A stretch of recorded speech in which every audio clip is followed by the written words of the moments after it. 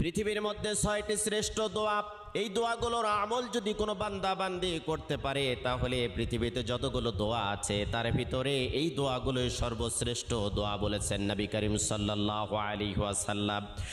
কোনো বান্দা বান্দি যদি যতই বিপদে থাক, কষ্টে থাক, দুর্ভিক্ষে থাক, উৎকণ্ঠার মধ্যে থাক না কেন, সকাল থেকে সন্ধ্যা পর্যন্ত যদি কোনো বান্দা বান্দি দরুদ শরীফের আমল করতে পারে, রাতের বেলা যদি দরুদ শরীফের আমল করতে পারে, হাজারো অশান্তির দাবানল থেকে আল্লাহ রাব্বুল আলামিন শান্তি দান করবেন।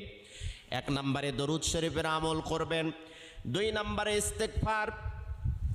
আপনার মুখটা এমন হয়ে যাবে আল্লাহ রাব্বুল আলামিনের কাছে দোয়া করার সাথে সাথে আপনার দোয়াটা কবুল হয়ে যাবে। সব সময়ের জন্য পড়বেন আস্তাগফিরুল্লাহাল্লাযী লা ইলাহা ইল্লা হুয়াল হাইয়ুল কাইয়্যুম ওয়া আতুবু ইলাইহি। যদি না পারেন তাহলে পড়তে থাকবেন শুধু আস্তাগফিরুল্লাহ। 3 নম্বরে আপনি পড়বেন ইয়া জাল